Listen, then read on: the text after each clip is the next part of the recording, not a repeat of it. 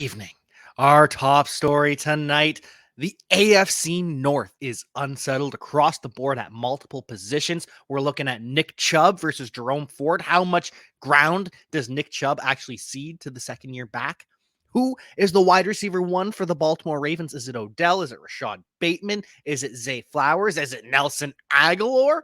What about the Browns? Who's the wide receiver two behind Amari Cooper? Is it Donovan Peoples-Jones or is it Elijah Moore? We've got all that and much, much more on Player Profiler today.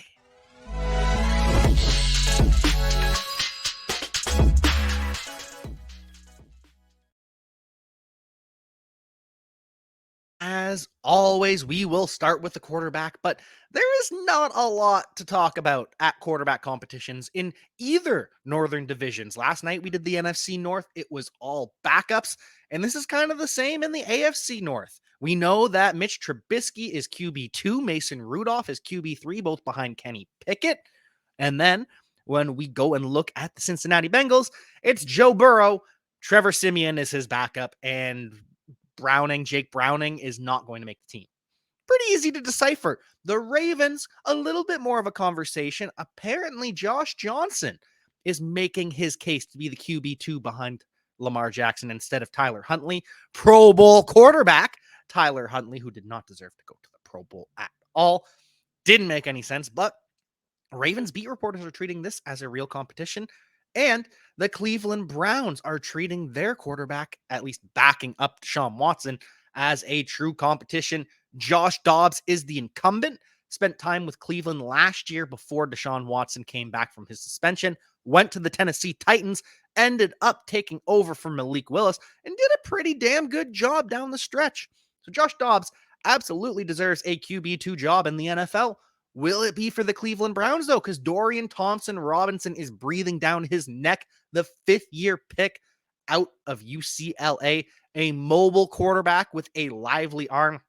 This is the kind of backup that we love. He's going to take some time, going to need a little bit of seasoning, but Dorian Thompson-Robinson as the backup would be a lot of fun.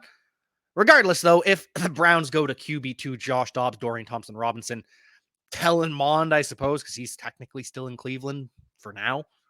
Either way, that person will be handing it off a ton to Nick Chubb. How much will they be handing it off to Jerome Ford, though? Because we saw for a lot of years, Nick Chubb was not treated as the true bell cow that he has the potential to be. Kareem Hunt was used early and often in the passing game by the Cleveland Browns. There were times where Kareem Hunt was siphoning touchdowns at the goal line. Nick Chubb would do all the work, get him down there, and then they put in the fresh back Kareem Hunt for the score. And now, finally, Kareem Hunt is gone.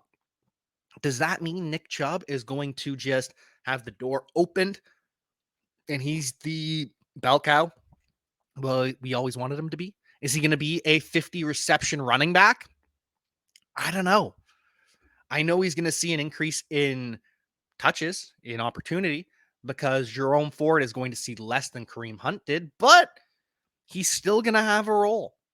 Nick Chubb isn't going to see 60 receptions. Maybe he flirts with 50, but he's not going to see 60. That's just not who he has been. That's not who the Cleveland Browns have allowed him to be. We keep hearing hype that the Browns absolutely love Jerome Ford, that they want him to get involved. And there's still the chance that they bring in a veteran as well. There's been rumblings of that the Browns will bring in perhaps Ezekiel Elliott, Leonard Fournette. And then, especially if it's Leonard Fournette, or if they bring back Kareem Hunt, that just creates another Kareem Hunt problem where Leonard Fournette is a better receiving back than Nick Chubb. I'm sorry, but it's true. And then he starts stealing third down work.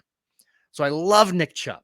I absolutely hope and believe that Nick Chubb can be an RB1. He could be the RB1 if circumstances break right. But I agree with Theo. The RB4 price tag that he's starting to get in fantasy drafts is too high. He's never been higher than RB6. This is the year that he would break it, but it's just not the best bet to make. I would rather just wait with Nick Chubb being steamed up, take some more receivers because of the value at wide receiver if Nick Chubb's getting pushed into the first round. Second round, though, absolutely love Nick Chubb. It's just when he starts creeping into that first round, that's when I start having a problem with it. And if you want to know more about Nick Chubb, Jerome Ford, and all these other position battles across the NFL, Player Profiler is the way to do it. Podfather, take it away. Hey, I want to take a moment to thank you for tuning in. It's important to me that all of our media be free, and one of our key missions is to make as much statistics and information and deep analysis available on PlayerProfiler.com for free. This is only possible because of you allowing a true independent sports media enterprise to thrive unlike any other in the business. So please subscribe to the All In package to continue to make all this possible. If you can't do All In, that's okay. We have a draft kit. Or you can just subscribe to the player rankings. Those now include tight end premium FFPC ranks, our brand new data analysis package will blow your hair back. And of course, there's our Dynasty Deluxe and our DFS Dominator.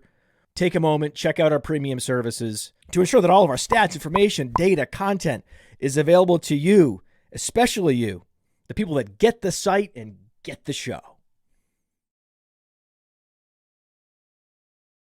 And if you sign up today, use promo code Jack for $10 off the all-in package. Save yourself some money while you go and make yourself some money during the NFL season. And continuing on with the running back position, it is another competition between J.K. Dobbins and Gus Edwards versus Justice Hill versus potentially a veteran back that they could bring in. And it's not so much a competition because J.K. Dobbins is the RB1, but is he going to get 70% of the opportunities like J.K. Dobbins clearly wants? J.K. Dobbins is very, very confident in himself. If you have ever listened to J.K. Dobbins speak, you know that the guy believes he can be the best running back in the NFL. And so he's going to be wanting 70% of the touches. We've just never seen that from the Baltimore Ravens, at least recently. And we haven't seen it from Todd Monken either. At Georgia, they just rotated their backs constantly. That's why Kenny McIntosh had 40 plus receptions. James Cook had work, but he wasn't a full workhorse. Zamir White got work too. Georgia loved to rotate their backs, and so I think it's more than likely we see a 50% snap share from J.K. Dobbins rather than a 70%, and that's going to frustrate him. And we know J.K. Dobbins already frustrated with the Ravens. He wants a new contract. He held out of minicamp. He didn't practice because he does still have lingering injuries, so he has the excuse that he's not healthy, but people believe it is because he wants a new contract, one he will not get before the season. So it's going to be interesting to see how much work J.K. Dobbins gets and how much Gus Edwards, Justice Hill, and potentially any other veteran can siphon off. In the same case goes for Najee Harris. Jaylen Warren has been an absolute star so far in OTAs and minicamp. He is rocked up. He's been working out. He's been lifting weights. He is looking good. He is looking fit. He is looking explosive. And those are all things that Najee Harris is fit and he is looking good, but he is not explosive. That is one thing Najee Harris lacks in a Steelers offense that really lacks speed and explosiveness. George Pickens is the fastest guy on this offense, and he runs a 4.4. There's no 4.3 speed unless you count Calvin Austin, the wide receiver 4. But Allen Robinson, he's not exactly a speedster. Diontae Johnson, that's never been his game. Najee Harris is a slow running back. He is a heavy workhorse, but he is not going to be ripping off explosive plays. So how much Jaylen Warren do we actually see? Can it be a 60-40 split? Najee versus Jaylen Warren? I would love to see that. The more Jaylen Warren, the better, because he is so electric. And the Bengals are hoping for the same thing out of their RB2. Because right now, it's Joe Mixon getting all the work. They're saying that Trayveon Williams, not Trayveon Henderson, they would love to have Trayveon Henderson in Cincinnati, but Trayveon Williams, back who was there for 4 years, hit free agency and re-signs with the Bengals. Didn't do anything in his 4 years with the Bengals, but a little bit of work at the end of the season this year has them thinking, oh, maybe he could be the new Samaje Perine. We love getting a cheap RB2. Let's see if Trayveon Williams can be that guy. They also drafted Chase Brown, who has the athleticism, the explosiveness, the measurables to do it. I just don't know if he will. We all know about the struggles at the Senior Bowl. So Chase Brown overtaking Trayveon Williams, on paper, it sounds like a slam dunk. But when you see how these coaches actually work, it's not that simple. Veteran deference goes a long way. And if Chase Brown is fumbling like he was at the Senior Bowl, it's going to be tough for him to overtake Trayveon Williams. Unfortunately, though, I think Chris Evans is going to get cut more than likely, or he'll be a practice squad player again.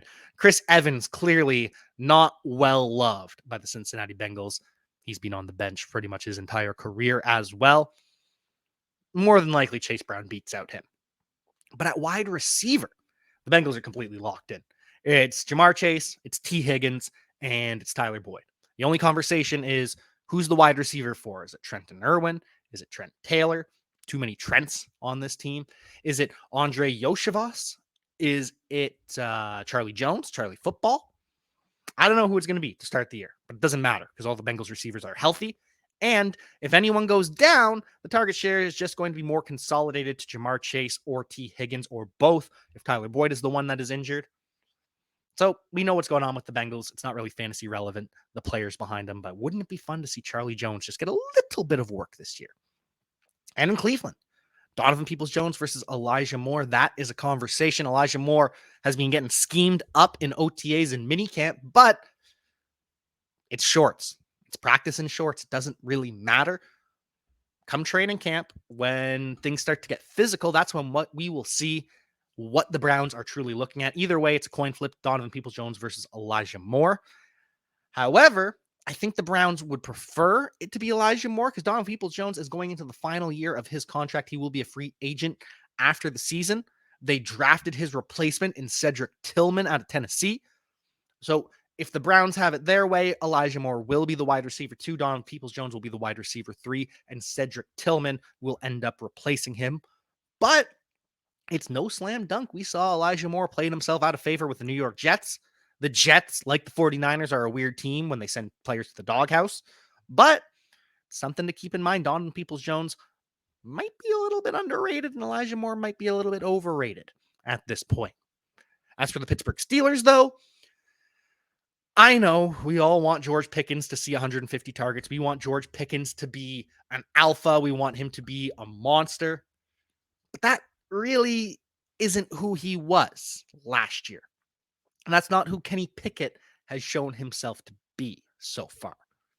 Diontae Johnson had more receptions last year, 87 receptions, than George Pickens had targets at 86 targets. That chasm of difference is very revealing.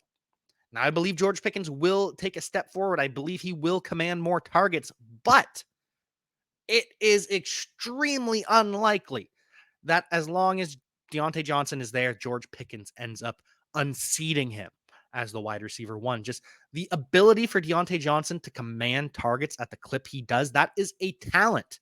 I know people complain about the drops. I know people complain about the no touchdowns, but the targets for Diontae Johnson matter.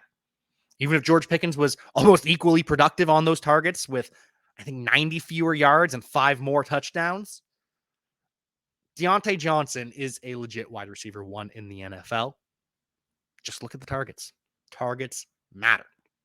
But what about the targets for the Baltimore Ravens? That is perhaps the biggest question in the AFC North. It is Rashod Bateman, the incumbent alpha at wide receiver. We all know Mark Andrews is the true alpha of the passing game, but we at Player Profiler have believed for a long time Rashod Bateman can be an alpha in his own right, but he hasn't been particularly healthy. He didn't practice during OTAs and minicamp because he got a cortisone shot in his foot. So those are bad signs, but the talent with Rashod Bateman is absolutely undeniable. The same can be said, though, for Odell Beckham. When Odell Beckham was healthy for the Los Angeles Rams, he was a touchdown machine. He's not going to be a wide receiver 1 week in and week out. I promise you that. Odell Beckham is going to be a 3 to 8 target a game guy. He's probably going to have average 5.5 targets per game. It's what he does. And when those targets happen, it will be on third downs. It will be in the red zone. Odell Beckham will have a massive impact in real life. In fantasy, He'll have massive spike weeks, 2 touchdowns for Odell Beckham. Those games will happen. Odell Beckham will have at least one 20-point game. I won't be surprised if he has 2 or 3 because of the amount of touchdowns he's going to be scoring. It's just the consistency from Odell Beckham that we're not going to see. We're hoping we see that from Rashod Bateman, but what about Zay Flowers? Can Zay Flowers end up being the wide receiver 1? It'll happen some weeks, but other weeks, he'll be wide receiver 3. He'll be wide receiver 4 behind Devin Duvernay. He'll be wide receiver 5 behind Nelson Agholor. It's going to be a full-on rotation at wide receiver for the Baltimore Ravens. We are going to see wide receiver 1 games from all 5 of the wide receivers. And that's not even counting Isaiah Likely, because Isaiah Likely is a threat to all of these wide receivers. Because if Isaiah Likely's on the field, Mark Andrews has to be on the field. They're not taking Mark Andrews off the field. So that means if they have a running back, that only leaves 2 wide receivers. So that means probably Rashod Bateman and Odell Beckham. But what if they want to stretch the field? They'll put Zay or Nelson Agholor in. And Nelson Agholor has been practicing a lot with the first team because Odell Beckham has been working his way back slowly. Rashod Bateman not practicing. The Ravens offense is going to be an enigma entering 2023 and perhaps for the entirety of 2023. I wish I could tell you who the wide receiver 1 is going to be. I believe it is Rashod Bateman still. But even that, being the wide receiver 1 for the Ravens is what? 5 games is the actual wide receiver 1 on the team?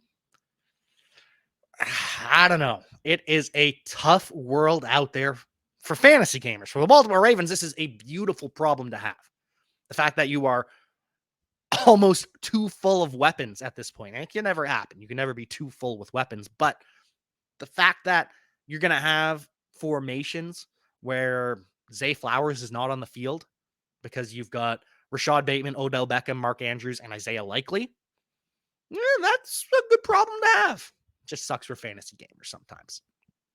Moving on to tight end, though, and yes, it's not a competition between Isaiah Likely and Mark Andrews. It is a conversation of how often they run 2 tight end sets and how often will Isaiah Likely send one of these wide receivers to the bench.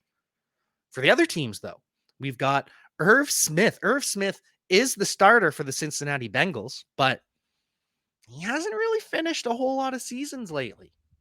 Has missed a full season in the past 2 years. And the depth behind Irv Smith, Devin Asiasi, Tanner Hudson, Nick Bowers, that's not a competition. But Irv Smith is not a 3-down tight end either. He is a move tight end. He is undersized. He is not going to be a dominant blocker. So is he going to start ceding snaps to Devin Asiasi, the 3rd-round pick by the Patriots a couple years ago, in blocking situations? I think Irv Smith, he's going to have some spike weeks, but the signing of Irv Smith is better news for Tyler Boyd and the wide receivers than any of the other tight ends. It really is. As for the Browns, it's a battle between Harrison Bryant and Jordan Akins to back up David Njoku. I would have thought Harrison Bryant would be the tight end 1 or tight end 2 because he's done that job for a couple of years now. But some of these Cleveland Brown beat reporters, Deshaun Watson loves Jordan Akins. Okay, but he doesn't know the system. He played in a completely different system under Bill O'Brien, and then Lovie Smith, and then David Culley. Actually, it was reverse order for those 2. But yeah, I don't know. I thought there's no point in even really talking about it. Just this is why you tune into Player Profiler, because sometimes things don't really make sense, even if they're not that important. We are here to tell you the truth, and the truth is, this isn't a good pivot, but the Steelers tight end. It's Pat Freiermuth. He's tight end 1. How often can Connor Hayward and Darnell Washington get on the field, though? Because Connor Hayward drafted last year as a fullback/tight end. He's replacing Derek Watt. Darnell Washington drafted this year, but he's kind of a 6th offensive lineman. But that's been Zach Gentry's job so far for the Pittsburgh Steelers. So I think the bottom line is no. Connor Hayward, Darnell Washington, not going to see the field enough to make a fantasy difference. Irv Smith, he's going to see the field enough, still not going to make a huge fantasy difference. And for the Baltimore Ravens, I wish I could just reveal the final stat line for all of these players. That's the beauty of fantasy football, is Sometimes things are just completely unclear. I can give you all the information. You just have to decide for yourself who you think it's going to be.